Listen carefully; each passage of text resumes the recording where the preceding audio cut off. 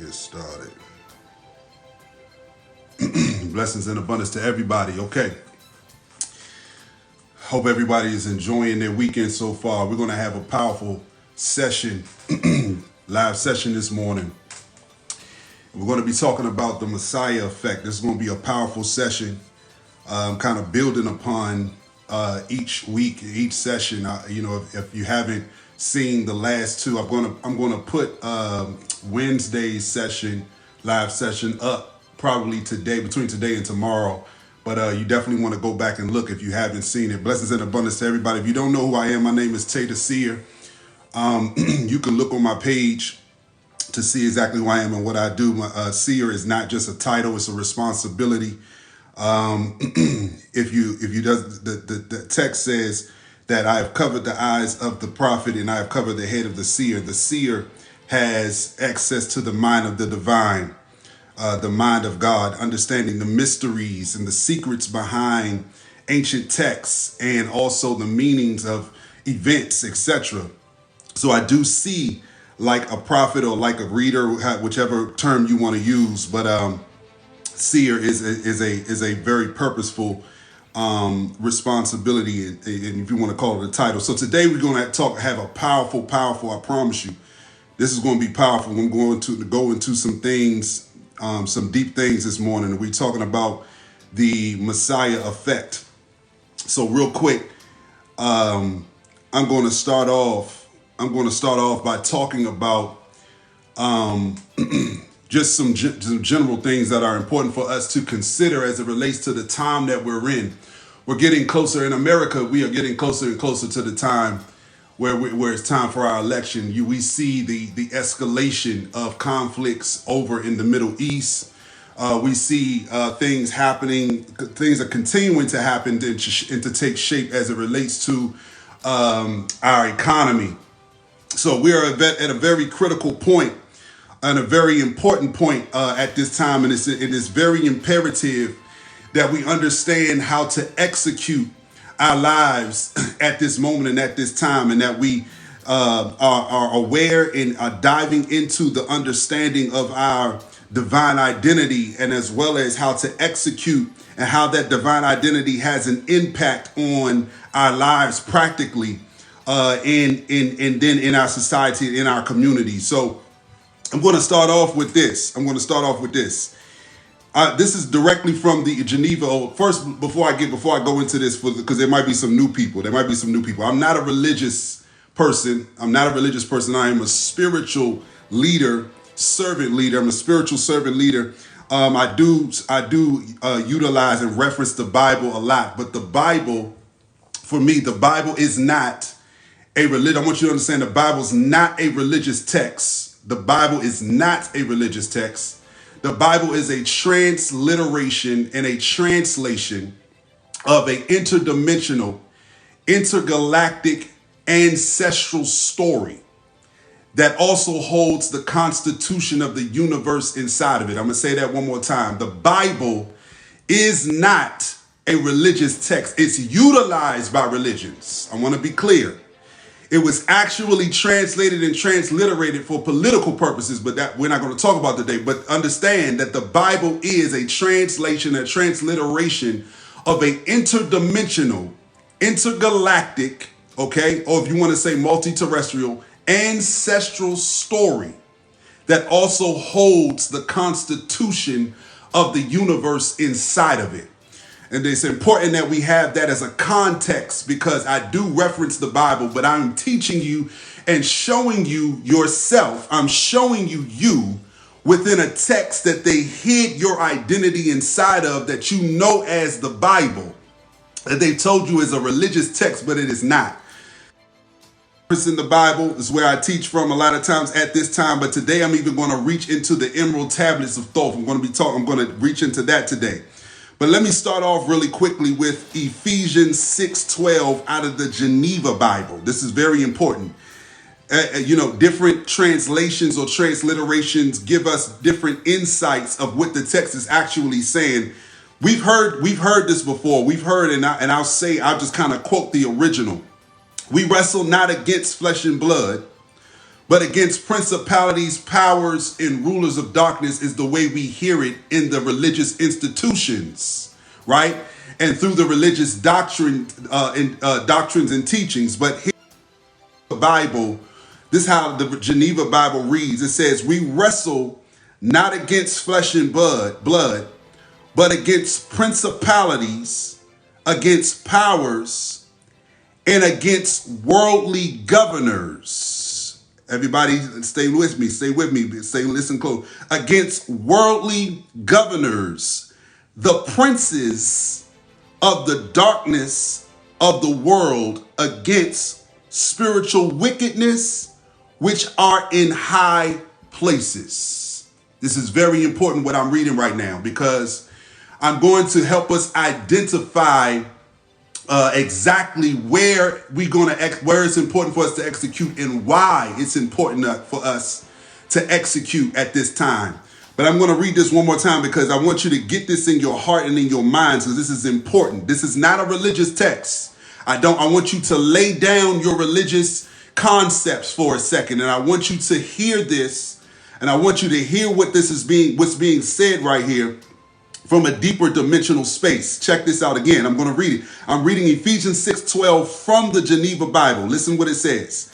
For we wrestle not against flesh and blood, but against principalities, against powers, and against the worldly governors, the princes of the darkness of this world, against spiritual wickedness which are in high places. This is very key and very important as a foundation for what we're going to talk about today.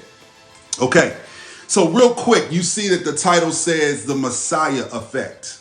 You see the title says the Messiah effect, and I released a piece of content on Friday that gave a context for why I have been saying for some months now, I've been identifying us as a people, as the Messiah people, right? And I'm going to go deeper today, and I'm going to really, I can only give you so much within that piece of content, but you can go and look at it. I actually back everything I say up with what is actually in the biblical text, right?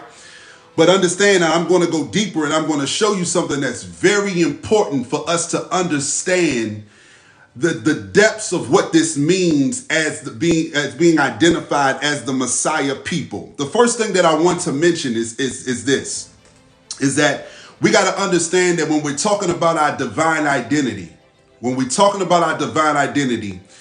you got to understand that things like names are not a matter of just being able to identify an individual. Divine names is pointing to a specific divine function. I need everybody to stay with me. This is very important what I'm telling you. A name in the divine is a matter of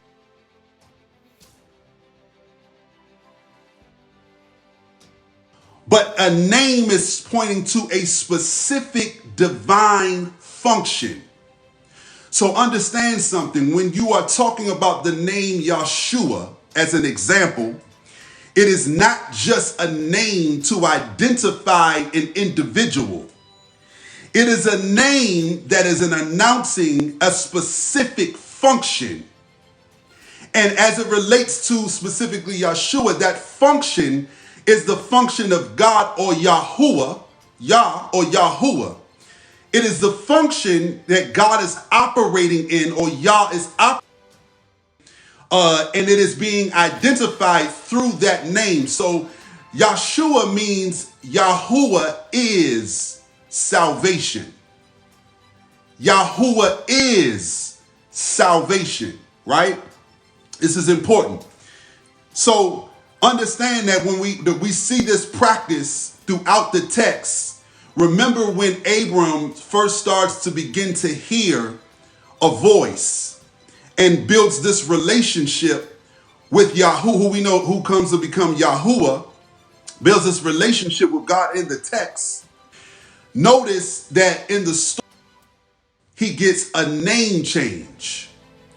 And the reason why he gets a name change is because names are not just for the purpose of identification. Names are for the purpose of identifying the function. So Abraham, right?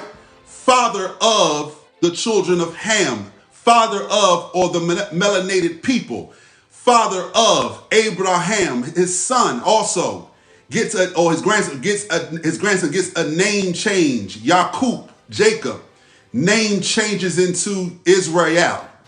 This is important because we need to understand the power and the importance of what names mean in divinity. And so when I talk about divine identity, we got to understand the different dimensional layers of these actual functions. Okay. So now when we deal with real quick, when we deal with the Messiah people, right? When we deal with and let's talk really quickly. Let's go from the beginning. Let's go from the beginning. Let me take you into let's go from Genesis down. Okay? Let's go from Genesis down. So let's lay some context really quickly. Let's lay some context. First of all, let's go into Genesis and let's talk about Adam as a foundational concept. And in a minute, I'm going to show you where the Bible translated and transliterated these things from in a minute. I'm going to give you some examples because I'm going to read some parallels between Thoth the Atlantean and Yahshua. I'm going to read some parallels so that you can understand that there's a direct connection to your ancestry that goes beyond the Roman Catholic translation and transliteration, the Greek translation and transliteration. It goes way back into the days of the ancient Kemet and beyond, even ancient Sumer. It goes beyond that. And it's important that you understand these concepts are deep within your DNA. So I'm going to show you that in a minute. But let's deal with really quickly. Let's talk about for a second who Adam is. Adam is a people. Adam. A people. Adam. And Adam, the people, because remember the Bible is poetically talking about these people, these original indigenous divine people. Adam was the perfection of the last manifestation of God, Yah, in this dimension. Understand, they are the perfected manifestation of God in a brand new dimension. This specific dimension that Adam is in is a dimension that allows them to interact with the interdimensional realms or the spiritual realms or the heavenly realms and simultaneously be in the realm of the third dimension or matter. We got to understand this concept, bro. This is very important for us to understand. Adam is the perfect manifestation of God in a brand new realm. Adam, they are a people. All right. Adam was created without the intention of them ever experiencing what we know today as being as death.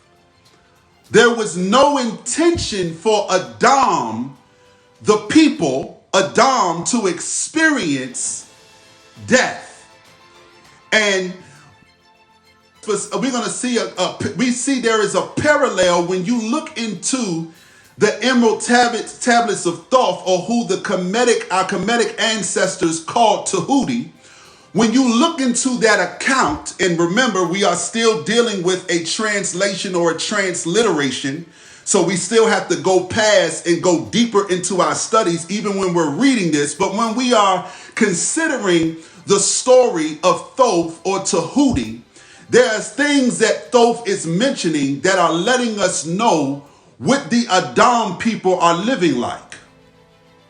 Thoth, which is depicting also a people, but remember, there's always a person, a seed person. There's always a seed, an individual that starts out as the firstborn, but really represents an entirety of a people. So Thoth is not just an individual. Thoth is representing a people. And if we did a parallel with Thoth, the Atlantean, and we did a parallel with Genesis, Thoth is living in the time of Adam or Eden. Okay? So understand that Thoth is saying things that are very curious. Thoth is saying that he is able to go to different terrestrial territories, or what we would call today planets. Thoth says he's able to go to different terrestrial territories, and that he is able to leave one body and go into another body for the purpose of being able to deal with the specific atmosphere of the terrestrial territory that he's visiting. Everybody stay with me. Everybody stay with me. He says that he's traveling inside of a vehicle that is able to take him into these different dimensional spaces, multi-dimensional spaces, and terrestrial territories. Read the Emerald Tablets of Thoth. This is where I'm telling you this information is from. You can go and read it yourself. The Emerald Tablet is free. You can go and download it for free. You don't even got to buy the book. It's free online. You can go and download and start reading anytime you want to. But he is saying that he is going to different terrestrial territories that today we call planets. He is saying that he's able to leave one body and to go into another body consciously in order to handle the atmosphere of the different terrestrial territories. So the story is admitting to us that these different terrestrial territories have atmospheres that do not allow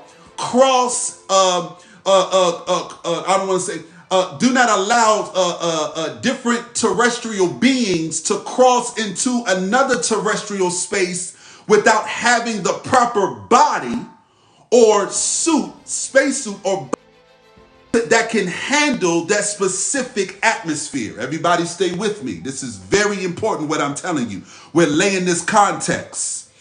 This is the atmosphere or the realm of the Adam, what we know as Adam. And remember, Adam is both the male and the female. Yes, it says Adam called her Eve, but she was also Adam's. If you look into certain translations, it will actually tell you that she was still Adam. They were both Adams or Adam. They were both Adam. Okay? So these are the people, Adam, and this is the atmosphere that they are living in. They are able to, first of all, they are able to travel to different terrestrial territories, right? We know this because it says that when they were created by Elohim, we've been talking about Elohim, the fact that we are Elohim as well. The text says that, Psalms 82:6, you are gods. That word gods means Elohim. When you go into Genesis, and whether it's Genesis 2, where it talks about the garden, or whether it's the first chapter of Genesis, in both terms, whenever you see God, it means Elohim. So we know that we are Elohim. We are if you want to say, a descendant, if you will, but not necessarily, but a descendant of Elohims. So in the garden, in Eden, we see that there's a parallel between this place that Thoth is calling Atlantis and Eden. Everybody stay with me. This is very important what I'm telling you as a foundational understanding of who we are. So these Adams, Thoth is expressing to us that he's able to do this interdimensional, intergalactic travel. Now, let me read to you the parallels between Thoth the Atlantean and Yeshua. And the reason why we know that this is the clue that helps us to understand that Adam is connected to Thoth. And also remember that it says in 1 Corinthians, I believe it's chapter 15, 1 Corinthians 15, it tells you that Yeshua is the second Adam. that the first Adam is a body, is a, a human, a body basically, and that the second Adam is a life-giving spirit. So it says that Yahshua is the second Adam, but let me give you some parallels. Everybody pay attention. This is very important. Very important. Check this out. It says here, now, this is Thoth the Atlantean speaking. Now I depart from you. Know my commandments, keep them, and be them. Ooh, that was powerful. And I will be with you, helping and guiding you into the light. I'll read it one more time. This is the words of Thoth the Atlantean. He says, now I depart from you. Know my commandments, keep them, and be them, and I will be with you, helping and guiding you into the light. Now, here's the words of Yahshua. John 14:15.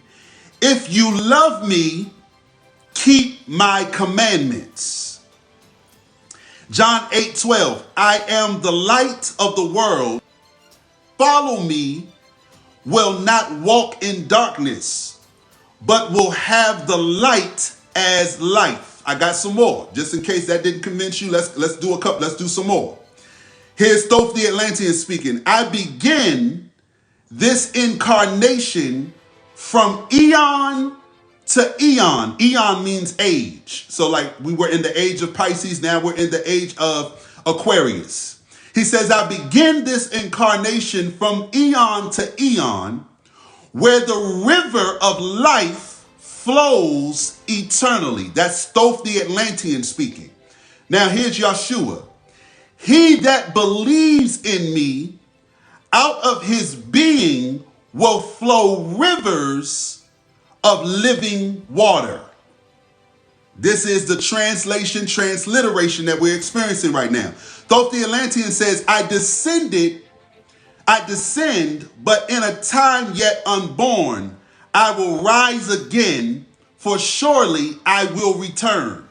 That's Thoth the Atlantean. Yahshua says, I go away and come again unto you. Tell no one until the Son of Man, which means the son of Adam, be risen again. These are just some examples of the parallels between Thoth the Atlantean and Yahshua, the translations and transliterations. Now we know that with ancient Kemet had Tahuti. Tahuti is Thoth. Tahuti is Thoth. So remember, understand something, that these words of Thoth the Atlantean or Tahuti predated what we know today as the Bible. And we're not discounting or diminishing the Bible. We're just saying that we understand that the Bible is a translation and a transliteration of our ancient ancestral texts. That the Bible is literally a passing down of divine spiritual information about the ancestral spiritual systems that were in place and discovered by our ancestry and passed down. Everybody stay with me. So this is very important, right? This is very, very key, because whether we like it or not, I know some of our brothers and sisters are still connected in the religious environment, but I have to start releasing to you in the age of Aquarius deep levels of truth. Understand something, that a Christ type shows up at the beginning of every new age. Everybody stay with me. This is very important. A Christ type shows up at the beginning of every new age. Okay? Now, it's important for us to have a context before I go deeper into that. The first thing that we got to understand is that the Christ consciousness is not the consciousness of just an individual. The Christ consciousness is simultaneously a collective consciousness. I'm about to back it up by the scripture. The Christ consciousness is the consciousness that the Adams were innately given. And it was what the text was talking about when it said that God or Yahuwah breathed the breath of life into Adam. That breath of life is the Christ consciousness. But that Christ consciousness is a consciousness that is meant to be shared amongst a people. And those people in the beginning were the Adams. The reason why we know this is true is because the text says, let this mind be in you that is also in Christ Yeshua. It means that the Christ consciousness does not belong to an individual. The Christ consciousness belongs to a people. Now you start, when you have this as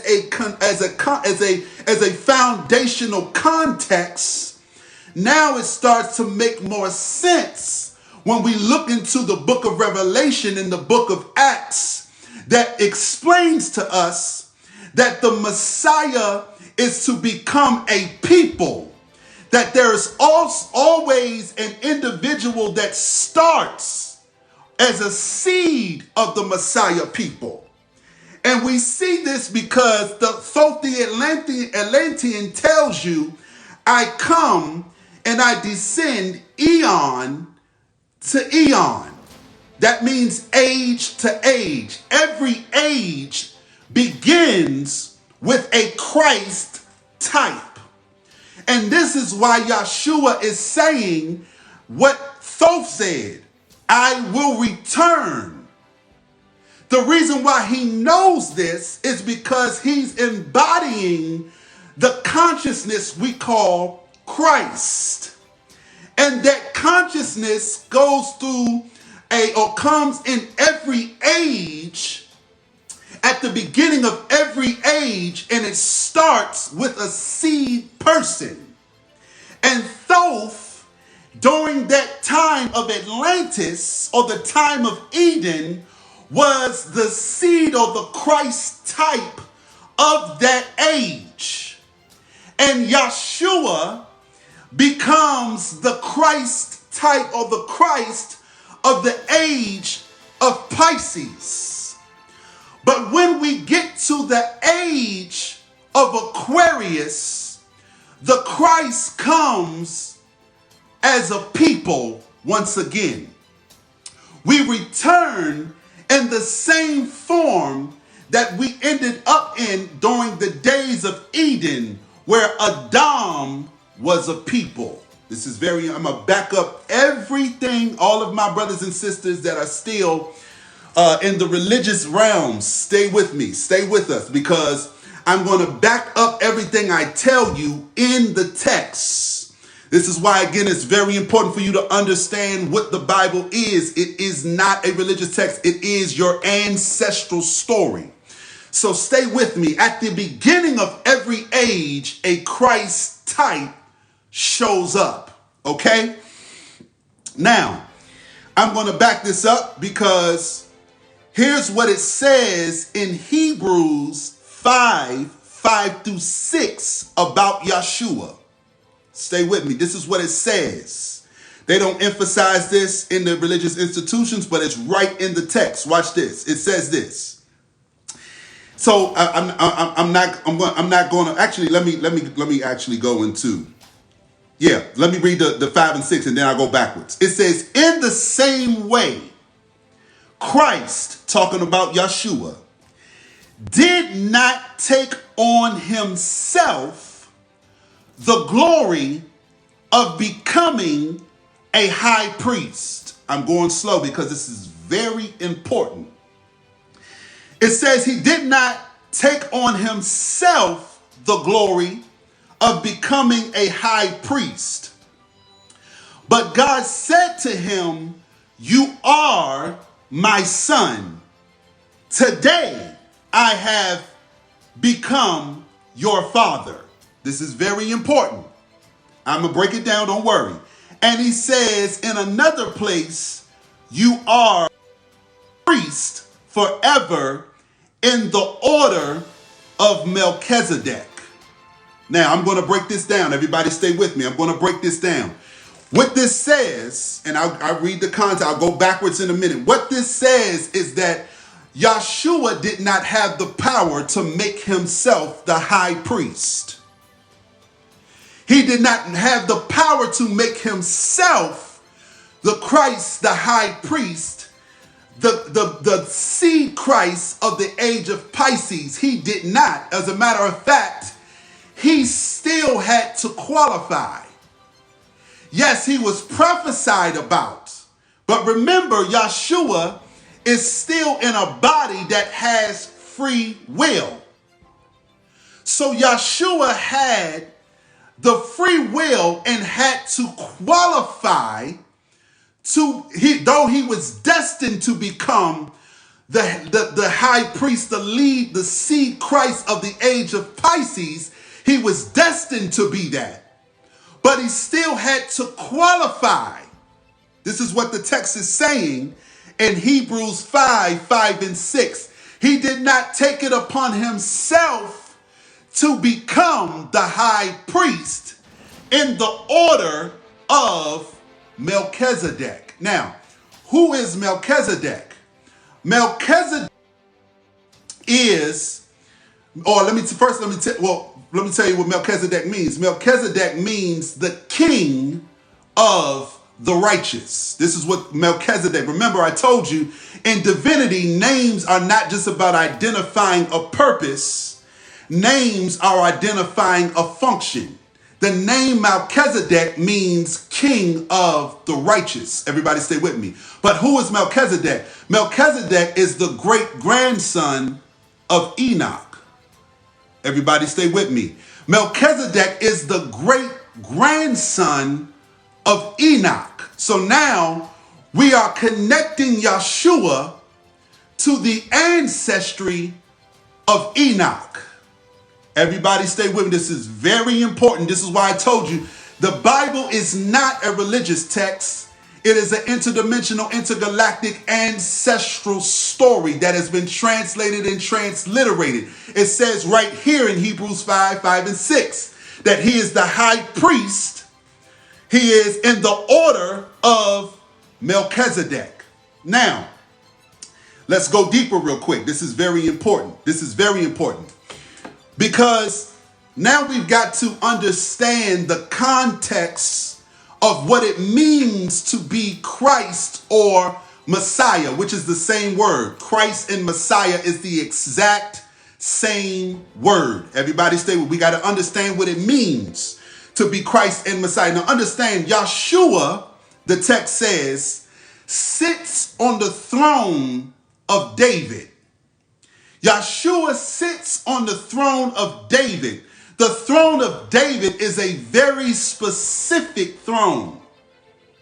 And the reason why it's a very specific throne, because it is the throne that represents both being king and priest. Everybody stay with me. It represents being both king and priest. Now, let's talk about, and let me lay and help you understand what a priest is in our ancestry, because you've been given a religious context of priesthood. But let me help you understand that priest in our ancestry, if you go just as far back as ancient Kemet, priest means scientist. Science means knowledge. To be a high priest means to be a person of the high knowledge or the high science of a specific knowledge or a specific information. Understand? So priest would equate to today what we call having a bachelor's of science. Understand this, because it has been overlaid with religious overtones. So when you hear priest, all you think about is sitting in a box confessing sins. But priest means or is equal to scientist. And this is why when you see with Aaron, who is the lineage of priest, Aaron, they are operating like scientists. In order for them to go into the tent, the tabernacle, they have to have on specific clothes. They have to have a certain consciousness. See, the religious overlay doesn't help you see the fact that this is divinity and science merged together.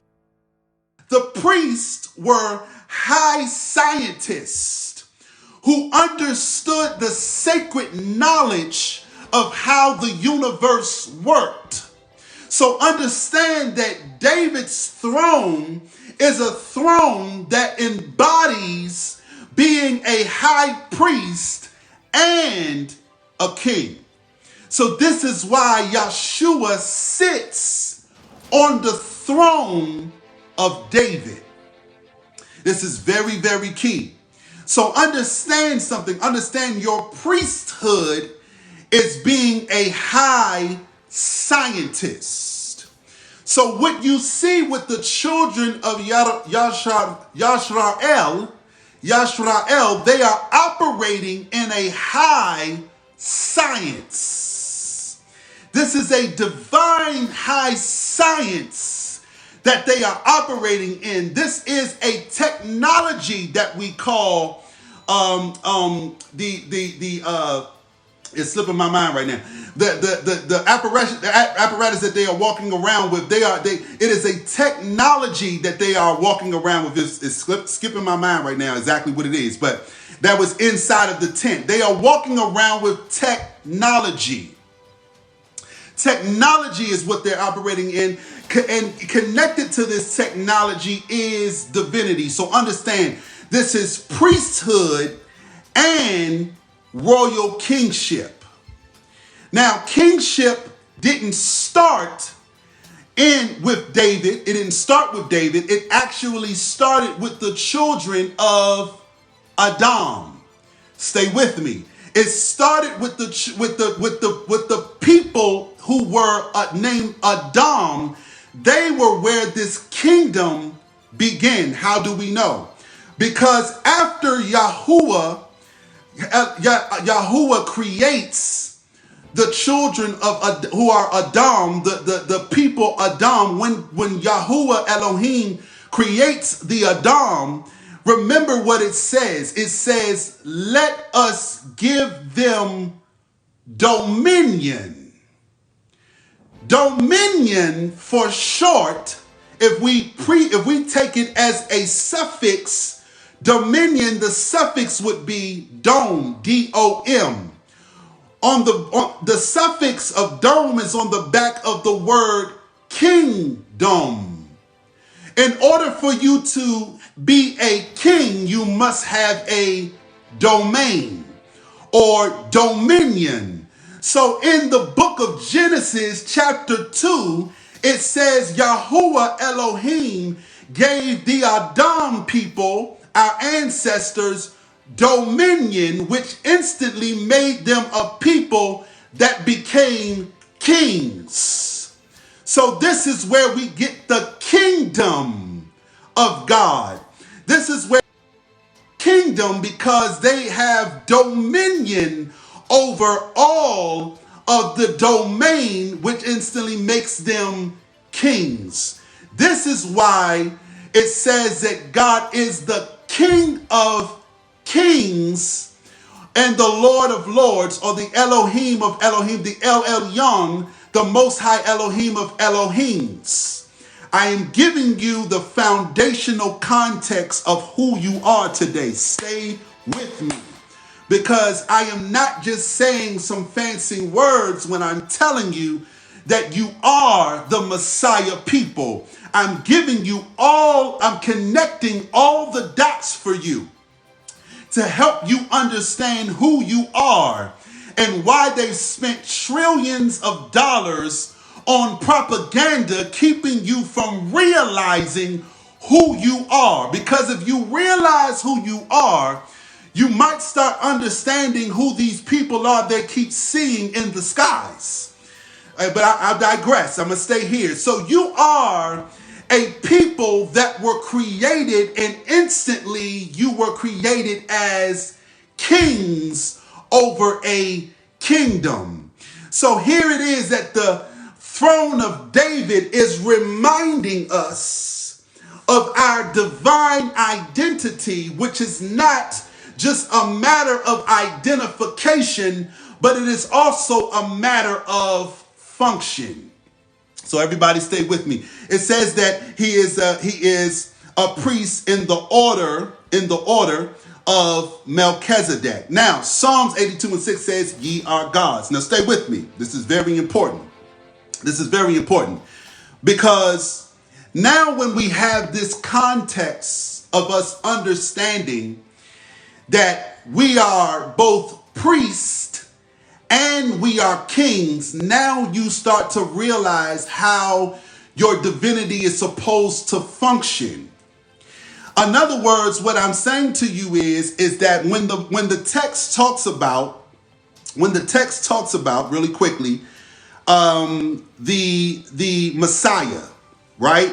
And let me really quickly find it for us. I think I have it right here. Let me find it for us real quick. I should have it right here in Acts 11. Yeah, I got it right here. Acts 11, right here, when it says, Acts 11, 24 through 26. Now we can understand this text. Acts 11, 24 through 26. I'm just going to go through the verse 26, in the middle of verse 26. This is where Barnabas is rocking with Saul, right? And they're going around and they're giving and they're preaching the gospel, if you will. Okay. So it says this. So for a whole year, Barnabas and Saul met with the church and taught great numbers of people. The disciples, this is the key, were called Christians. This is where they hide you in the text. First at Antioch. Okay, now I'm going to take that and I'm going to now give you the transliteration. Let me find it real quick. I'm going to give you the transliteration. Let me find it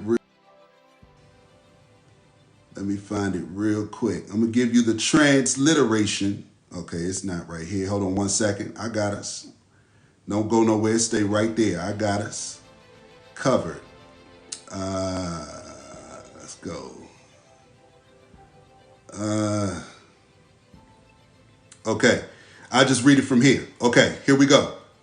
So it says that when in that same text, it says, and the Talmudim, which means disciples, were called Mashiachim. Mashiachim by the people in Antioch.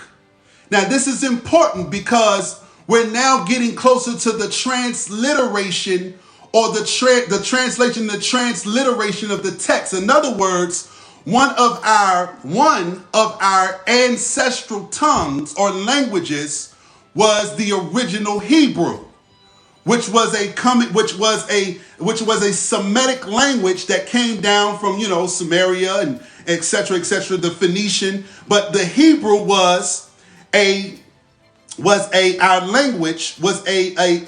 ancestral language. And in the ancestral language called Hebrew, disciple is Talmudim, where we heard that. The Talmud is the book that today's modern day Jews read, the Talmud, but that just means student. So the Talmudim means disciple, and it says that it called them Mashiachim. Now, that is a plural word. Mashiachim means disciples or Christ. So Mashiachim means Christ or Messiahs, plural. Everybody stay with me. This is very important. They translated the word Messiahs into the word Christians and understand that Christians was a derogatory word that was utilized during this time of translation or transliteration when the government of Rome and the Greeks were putting themselves in history at this point, but we will digress right there. When they were putting themselves in history, Christian was a derogatory term they were using to describe who the people that were literally called the Messiahs. Now listen, let's back this up with what Yeshua says about his own Talmudim or students. He says to them, I believe it's in John 1, I believe 51, he says, John 1, I believe it. He says, greater works, I think this is in Matthew, greater works will you do than me because I am going to my Father. Now, this is very curious, because if Yeshua was coming to be the only individual operating in the power that he was operating in, then why would he tell his students that they would do greater works than what they see him doing? Why would he say, I gotta go? Because if I don't go, you won't receive the one that is coming, the Holy Spirit, which our ancestors also called the Great Spirit, which is also another name for the Christ consciousness. It says you won't receive this consciousness that I am holding in my being, in my body. You won't receive this power consciousness if I stay. So I gotta go, but I am telling you now, when I leave, you will do greater works than I have done.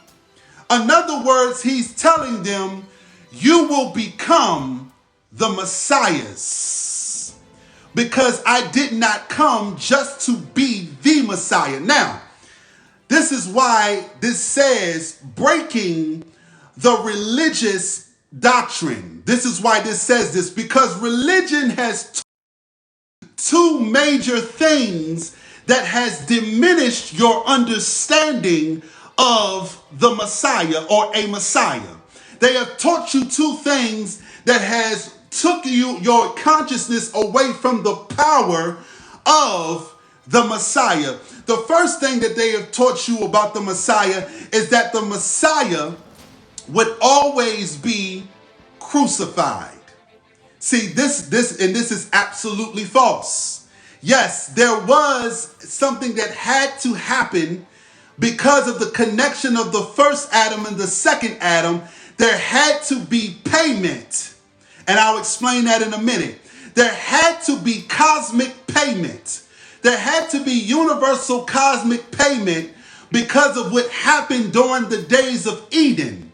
So yes, there was prophecy that a Messiah would have to go through a suffering and pay the price as a blameless Messiah in order for us to re-enter into the realm that we once called Eden, which was a multi-dimensional realm that was accompanied by a multi-dimensional consciousness we call Christ. So the first thing that they preach to you is that Messiahs are going to always be on the end of crucifixion, which is absolutely false, because the book of Revelation tells us that there would through the generations and eons, that there would come a time where the Messiah people, who the book of Revelation in chapter 12 calls the two witnesses, that they would absolutely overcome the kingdoms of darkness, and they would defeat death, and that they would defeat the kingdoms of darkness, and they would infiltrate the kingdoms of darkness and take them over. It tells you that the Messiahs would become the conquerors once again over darkness. So that's the first thing that they told you that was a disruption in you receiving the fact that you are the Messiah people. The next thing that they tell you in that there's only one Messiah. And that is also false, because we just saw in Acts chapter 11, we just saw verse 26, that it said that the people of Antioch called the disciples messiahs, a plural word.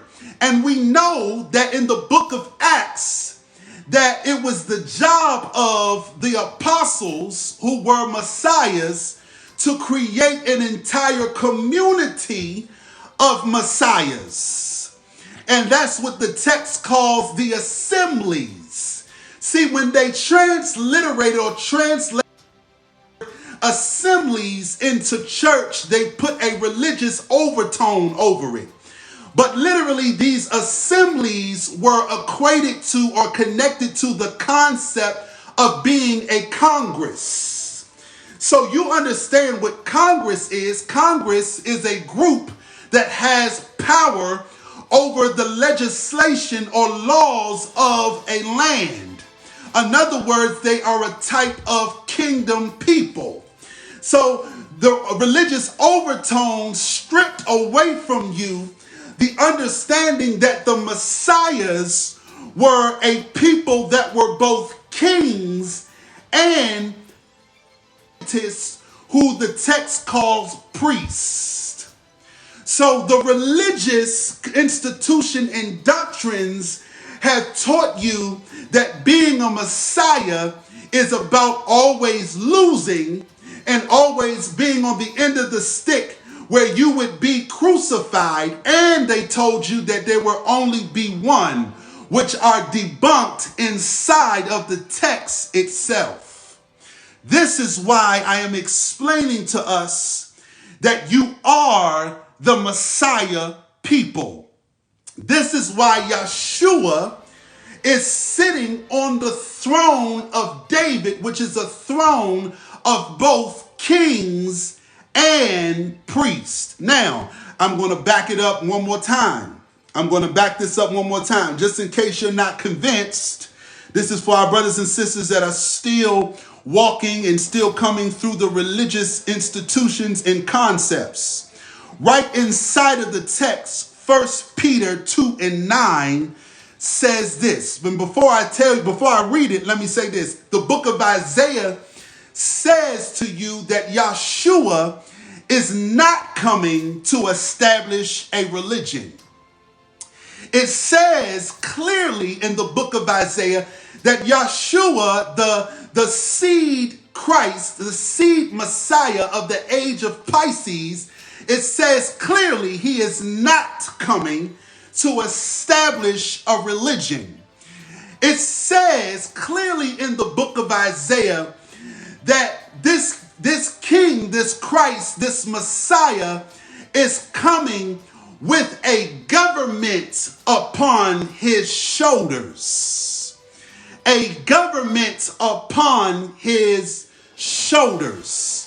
So clearly you are given the reason why Yeshua is coming, and this is why you see a consistency of a butting of heads between Yeshua and the religious Pharisees and Sadducees, because Yeshua is revealing what I'm revealing to you right now. He is revealing that everything you've been taught in your ritual is translated into the word religion. Is all about reestablishing what happened in Genesis 2. In Genesis 2, you were created kings. And the reason why you were created kings in Genesis chapter 2 is because you were given dominion over a domain. So then you had a kingdom. You were the kingdom of Yahuwah, the kingdom of Elohim on the earth. It says he came to reestablish a kingdom. a government. Yeshua is not here to establish a religion. And the religious institutions hide this from you. And in turn, they hide from you your true identity, your true divine identity, which is not just an identity just to have a name, but it is identity to identify your function. So let me go back. Now that we've established what it says in the book of Isaiah, now let's back it up with 1 Peter 2:9. This is after the book of Acts. This is 1 Peter 2:9. This is after the Messiahs, who the text calls apostles, have been working. This is what it says. But you are a chosen generation. This is so important because we're talking about now a specific age. It says you are a chosen generation, and it says you are a royal, that means king for both men and women, a royal priesthood. Didn't I just tell you that this entire time that what's been hidden is the fact that you are the kings and the high spiritual scientists? It says you are a chosen generation and a royal priesthood. Then it says, it goes further. It said, just in case you're not getting it, you're a holy nation. See that? So it says, it's backing up the fact that Yeshua did not come to establish a religion. 1 Peter 2:9 is telling you that you are an actual nation of royal priests. You are a nation of kings that are simultaneously priests. And you are operating in a high divine science. And at the same time, you are the owners of this terrestrial territory. I've given you the dominion, the ownership, the management contract, the deed over this terrestrial territory. And you all are the kings and high priests. And kings and priests translate into Messiahs. You are the Messiah people. Please understand this. And the only way you realize this true divine identity is if you understand your foundational ancestry. This is why I say to you, your ancestry reveals your spirituality.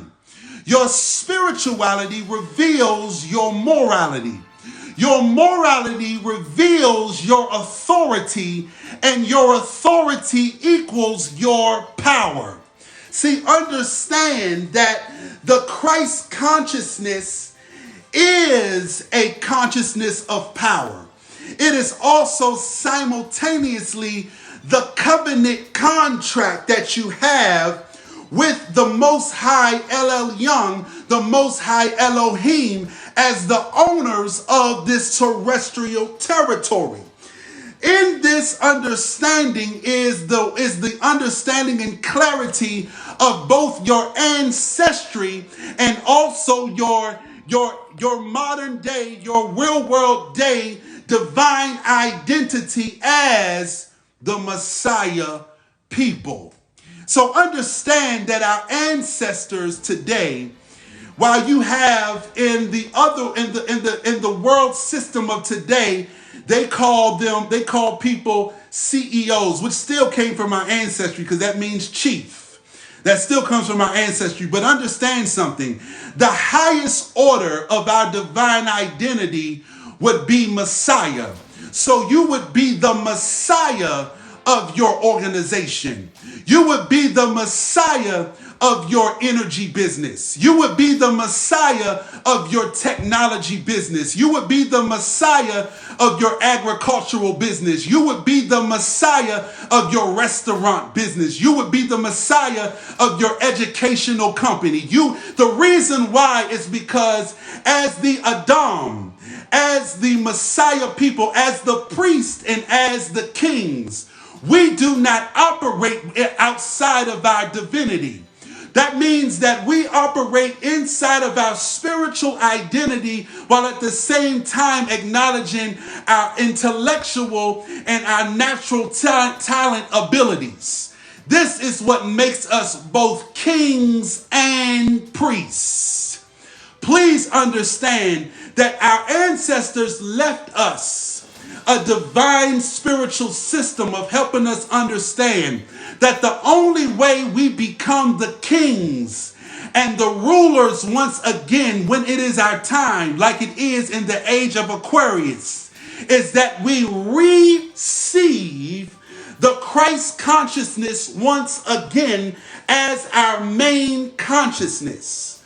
Now, let me go back real quick into Eden and Atlantis, because I want you to see something. I want you to see something very, very important. Everybody stay with me. I want you to see something very, very important, because I want you to understand that the Bible tells us, which is our ancestral transliteration and translation. The text tells us, let me see if I can go to it really quickly. The text tells us that how we're going to function. Let me see if I have it real quick. Let's see if I have it. Stay with me. Everybody stay with me. Yeah, that was John.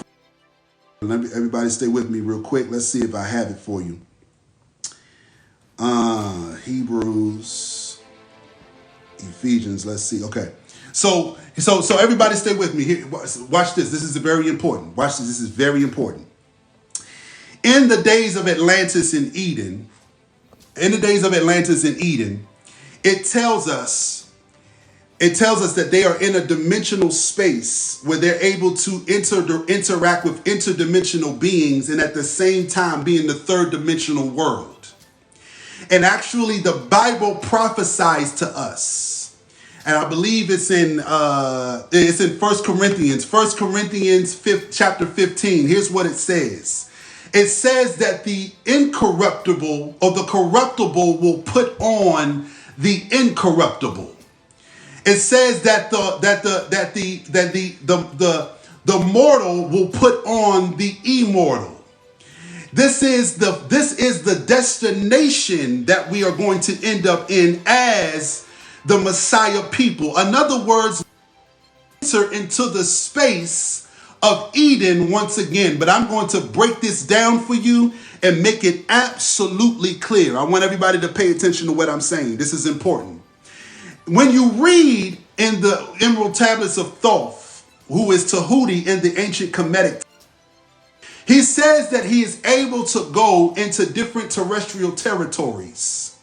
That means that he can travel intergalactically. It says that he is able to go from one body when he reaches a terrestrial territory into another body. And it says he hides his spaceship, right? And understand what this means. I'm going to break this down for you. The Bible talks about where Yeshua says that the dead shall rise.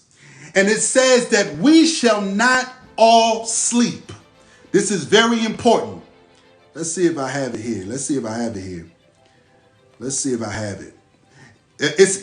says we shall not, this is in 1 Corinthians 1, we shall not all sleep. Let me tell you what this means. Everybody listen very closely to what I'm telling you. This is very important. Thoth the Atlantean tells you he can go from one body to the next body. He tells you he can travel interdimensionally and intergalactically into different terrestrial territories, which we call planets. What this means is that he is displaying for you and telling you that in the days of Eden, we were able to go from one body into the next body and not have amnesia about who we were. In other words, what it is saying is that we kept our consciousness, and when we went from one body into the next body, that we never went through the amnesia process.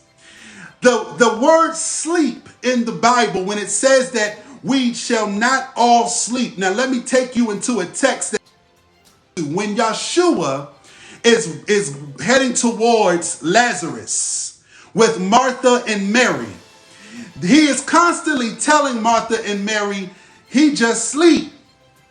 He just sleep. He ain't dead. He's sleep. But when he's talking to the rich young man who wants to follow him, and the rich young man says, let me bury my parents, he says to them, let the dead bury the dead. But he says Lazarus is just sleep. Let me tell you what this actually means. It means that after we had fallen from Eden, that we had gone through a process now where we were experiencing a concept called death. And what that death was that when we had left our bodies, we no longer remembered who we were. When we left our bodies, and if we were reborn, and now listen, let me speak to this, because maybe some folks don't realize that the Bible talks about reincarnation. It does over and over and over again. It talks about reincarnation over and over and over again. Let me see if I actually saved let's see if I actually saved that. Let me see. I'm not sure if I did or not. It talks about it over and over again. Let me see. But anyway, I'll quote it for you. You all can Google this scripture.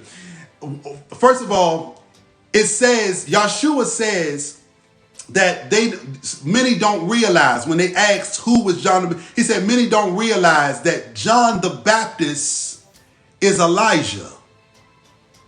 Elijah was a major prophet in the Old Testament.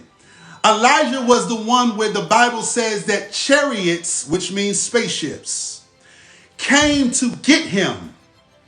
He didn't even die. It says that chariots came to get him, and he went up on a chariot, and his cloth was dropped down to his student, who was Elisha. Elijah is a major prophet who was doing miraculous miracles during his time. So it says in the book, in the New Testament, it says Yeshua is quoted by saying that John the Baptist was Elijah.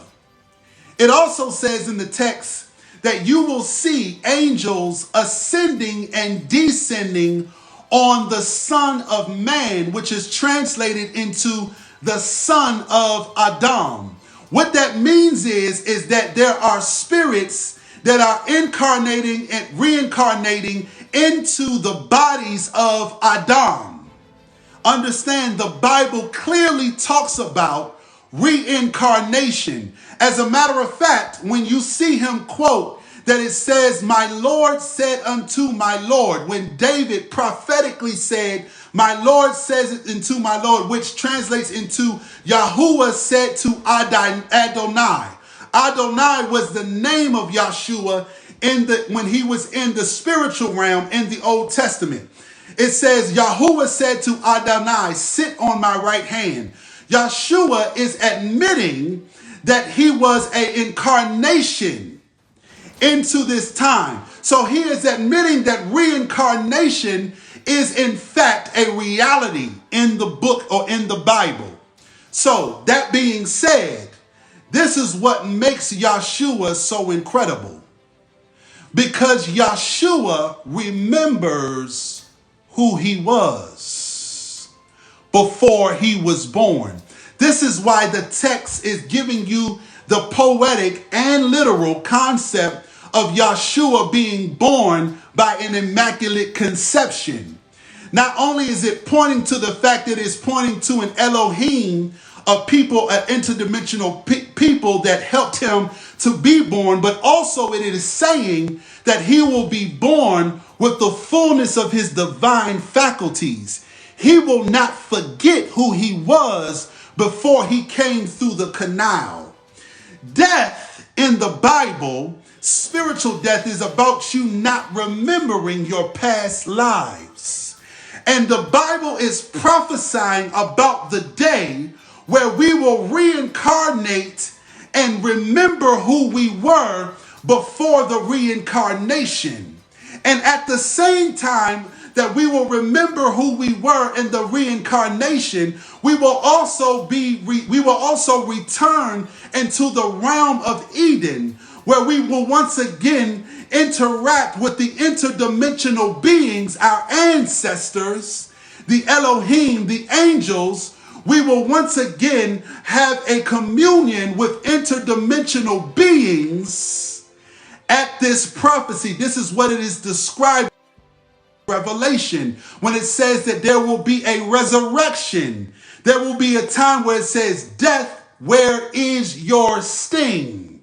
There is no longer no sting, because sin is the sting of death. Reason why is because when we fell from Eden, which was a realm, it meant that we lost the right to have a conscious awareness in every life, in every reincarnation that we have. That is the resurrection. This is what it means when it says that the corruptible will put on the incorruptible. When it says that the mortal will put on the immortal, what it means is we will still have bodies, but we will be reconnected to the divine consciousness once again, and we will remember who we were, just like Thoth the Atlantean. This is the connection of the text between Genesis in the Garden of Eden and Thoth, who is Tahuti and Atlantis. These are the dots being connected. But it is telling us, our ancestors are telling us, first, you got to remember who you are. We cannot understand something, that it is a requirement that we reconnect to our divine identity once again in order for us to transform this world. It says, this is where the book of Revelation says that I saw a new heaven and a new earth. This is why it says there's a new Jerusalem.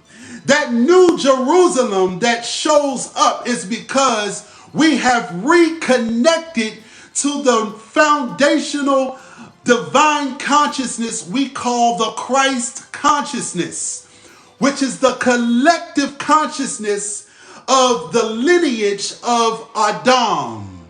This is why, listen, don't let them try to convince you that there is no specificity of Yeshua being connected to the lineage of Adam. But listen, God doesn't leave anybody out, because in the promise to Abraham, it says that your seed will bless all of the nations of this world and of this cosmos. So that means that God knew that there would be other nations, other peoples that were seeded from other dimensional or other terrestrial territories and from other interdimensional places that would be present among us. But Yah says that your seed will also bless them. And this is why I say very clearly that the indigenous people of the earth and the righteous of all cultures and backgrounds will usher in the new world, the new heaven and the new earth, which means that we will reintroduce the Most High consciousness. And we will once again begin to intertwine or begin to be able to interact with the interdimensional realm once again. These are the keys. These are the hidden keys that you have not been taught in your religious environment, in the religious doctrine. These are the hidden keys that have been hidden from you as a divine identity. This is the importance of you understanding who you are. Listen, this is very important. These in the ancient Kemetic, it was called the keys of eternity. We had a spiritual system called the keys of eternity, which was later translated or evolved into the coming forth by day, which means to be born into eternity or everlasting life. Let me tell you and let me help you and remind you that the Bible is a translation and transliteration of your ancestral spirituality. Do not let it be lost on you that this text is talking about you and that we are responsible for transforming this entire earth. Now, let me help you understand something. They don't want you to know that that's who you are. They don't want you to realize that that's where you come from. Do you want to know why? Because it will explain the fact that these interdimensional vehicles, listen very closely to me, just literally days ago, there was a major media personality who had talked about on the Joe Rogan show that it was leaked that these interdimensional aerial vehicles had been affecting the military personnel. And they had just released this information intentionally or unintentionally. See, this is important that you don't realize who you are. Do you want to know why? Because all along you've had protection. All along, your family has been all around you. Your interdimensional family has been all around you this entire time. But it has been hidden from you. And I don't understand this. Please understand that they won't even, our family, our higher family won't even invite you and they won't even allow you to come into their space. And you can't even get into that interdimensional space unless you receive the original consciousness. The reason why is because the energy field of that interdimensional space is too much for your body. It's too much for your consciousness. So it is introduced to you in the Bible when you start to reconnect to that original consciousness called the Christ consciousness. The Bible says it will be reintroduced to you through dreams and through visions. Remember, the book of Acts and the book of Joel said, I'm going to pour out my spirit on flesh, and your young will see visions, and your old will see dreams. Let me help you understand something. That when your dreams, when you reconnect to your divine, your ancestral consciousness, you begin to astral travel. You are no longer now just having a dream because you ate lasagna too late. Now you are in a place where your spirit is reawakening. And now you are experiencing the resurrection. And this is where it says that Yeshua that the dead rose. When Yeshua paid the cosmic debt, remember it said the dead shall rise. What that means is at that moment that we had the effect that is called the effect of amnesia. The amnesia effect had begun to been removed from the dead. And understand, this also means that some people were literally transitioning and stayed in a sleep mode. Literally, this also means that simultaneously. But it says that the dead shall rise. It means that we are now reconnecting into the interdimensional realm. And this is what it means when it says, I prepare a place for you. That my Father's house, listen closely, my Father's house has many mansions. Those mansions is not a place that got 5 bedrooms and got luxury bathrooms and got no. Those mansions are bodies. It's saying that you will once again come into reincarnation without having a experience of not knowing who you were in your past lives. And now this connects, before I close, this connects us to the Lamb's Book of Life, or what we call today the Akashic Records. This is why Yeshua said, if I don't see you in the Lamb's Book of Life, or the Akashic Records, that means that if I don't see you, that you were born and that you were created from the original fire. Remember, God is light in its original state. Remember, in the book of Genesis, it says that the spirit of Elohim was hovering over the face of the deep. And he said, let there be light. That was the first expression of the Spirit of God. God became light. Yah and Yahuwah became light. If you are not born of the original light, he says, I don't know you. So understand something. Those that have the soul or the solar spirit inside of you, that have been having dreams. Listen, I've been having family members tell me that they have been having visitation of their ancestors that have been so real. That you've been seeing on TikTok, all over TikTok, you've been seeing a heightened activity of spiritual activity and interdimensional people are seeing interdimensional beings and don't realize what's going on, because we are reconnecting. And we are literally, through the reconnection of our consciousness, we are literally changing the fabric of the electromagnetic field of Earth. Please understand something. Do not let on you that there is a reason why the plans of the wicked. What did I read in the beginning? That we are not wrestling against flesh and blood, but against principalities, powers. And it says that rulers of the world, rulers, governors, who are princes of the kingdom of darkness. Please don't let it be lost on you that their plans are being disrupted by your literal Christ consciousness being present inside of your body.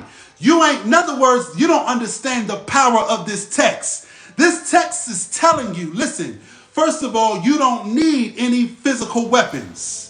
You don't need to overthrow any physical, You don't need none of this physical stuff to win the battle. It says that the power of your consciousness is so potent that it will disrupt every plan of the kingdoms of darkness on earth. That's the reason why no matter what they're trying to do, whether they're trying to conjure up storms to make so-called natural disasters, whether they are trying to conjure up world wars, whatever it is they're trying to do in the age of Aquarius is being disruptive. And simultaneously, we are seeing the material of what Yeshua told the Pharisees and the Sadducees.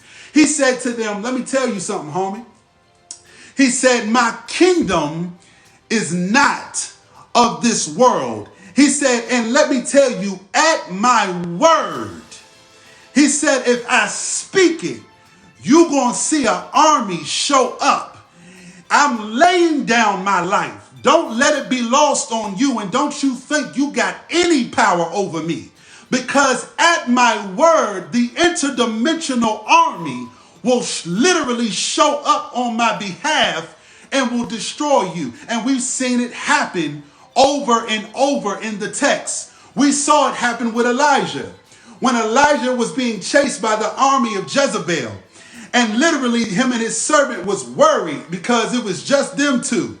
But literally he looked up and he saw the chariots of fire. He saw, poetically they said it was horses, but he literally saw the interdimensional chariots of fire show up, and it literally struck down an entire army.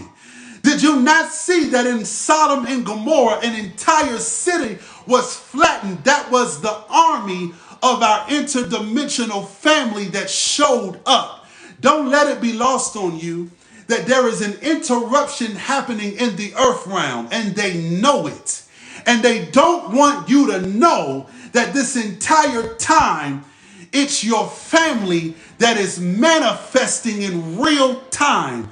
And it's just a matter of time at the fact that you are becoming reconnected to your original ancestral consciousness that we call the Christ consciousness, where the Bible says in the book of Revelation that the two witnesses have the power to shut off heaven, or to cause it to stop raining, or to cause it to change the composition of the water. Literally, they're telling you you got the power to change the atmosphere at your thought and at your word, based on the fact that you've reconnected to your original ancestral Christ consciousness. You are the Messiah people. So please, please understand, family, and receive your divine identity as a people who are both priests and kings.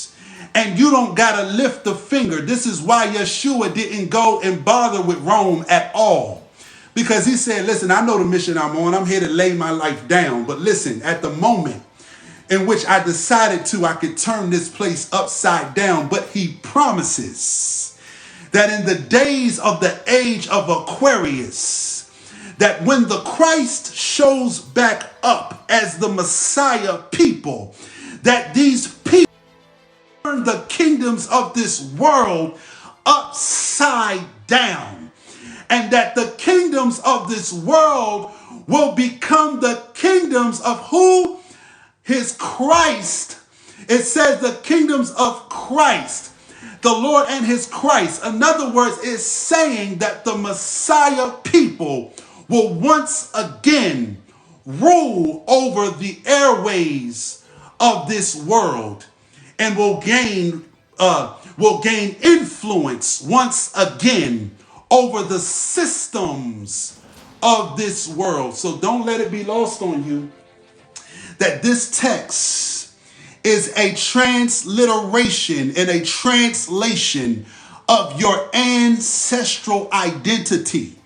Don't let it be lost on you that the entire time, your whole life, you've been hearing an alternative version of your ancestral identity, and now the time has come for you to reconnect to who you are. Once again, family, listen, I love each and every one of you.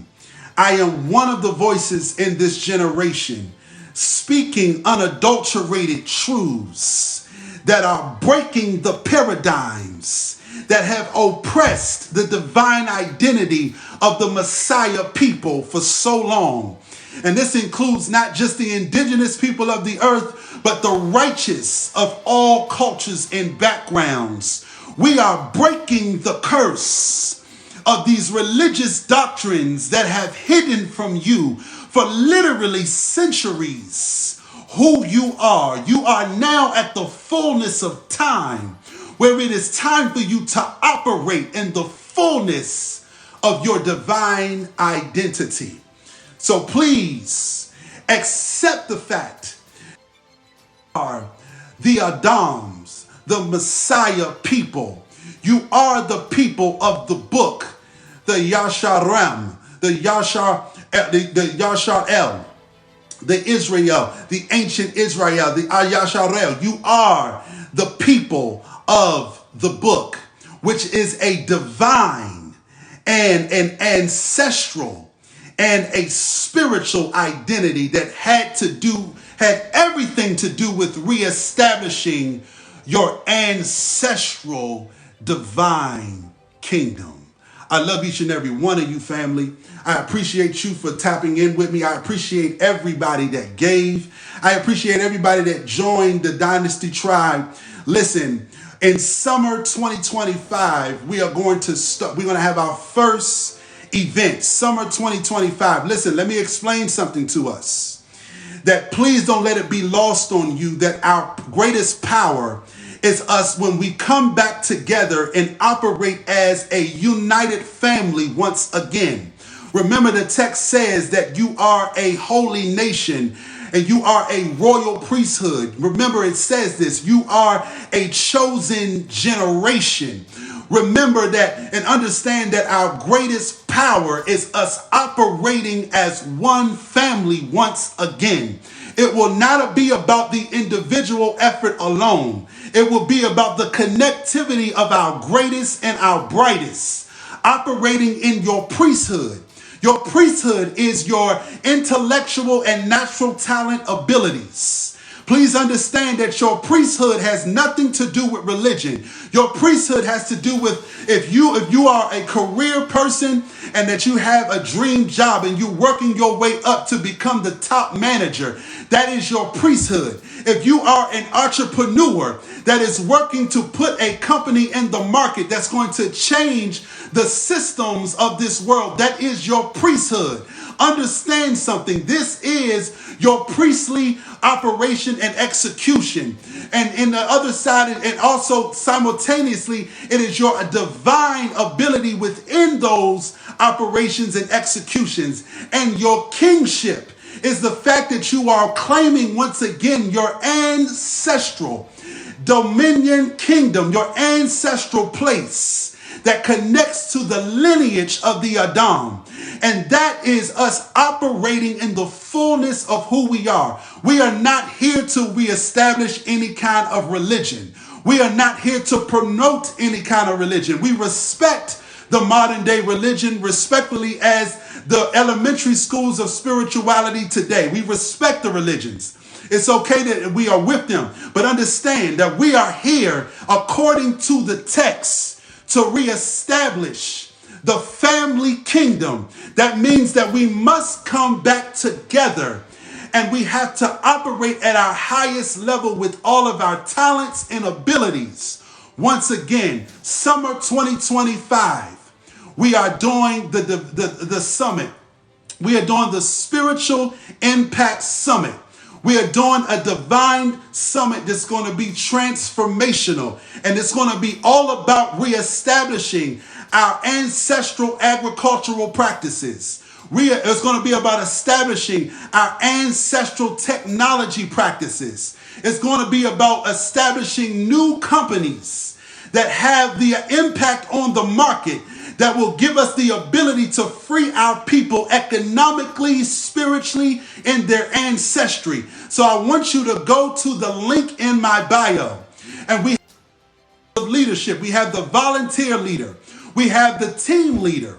And we have the senior leader. And I want you to go in there and there's a list of ability. There's a list of skill sets that are inside of this. It's literally go on my bio, go to the link in my bio, scroll down to the join leadership application.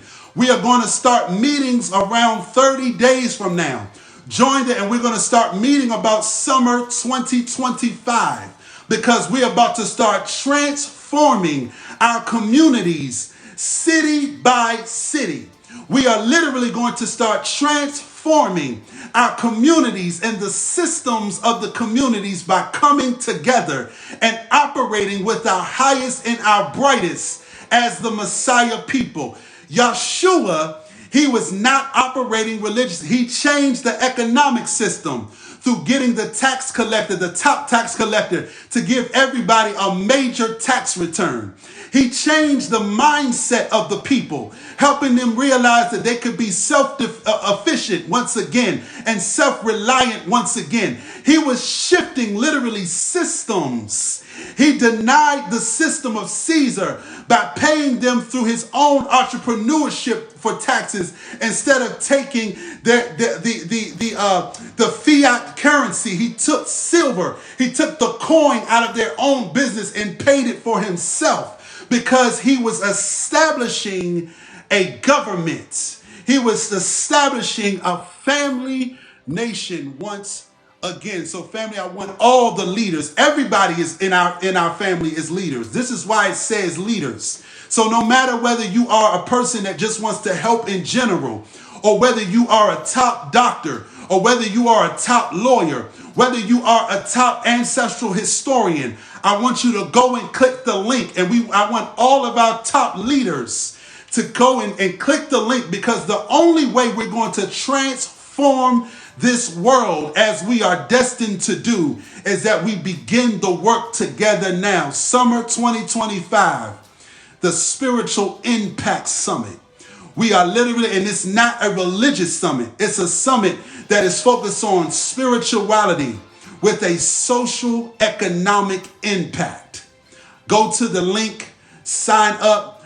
All the leaders go there, sign up, and we will start meetings around 30 days from now, because it's our time to transform this world on our watch. I love each and every one of you. Enjoy the rest of your Sunday. I want you to meditate on this that you've heard today. Have an amazing week, and literally, let's keep ascending. I love you.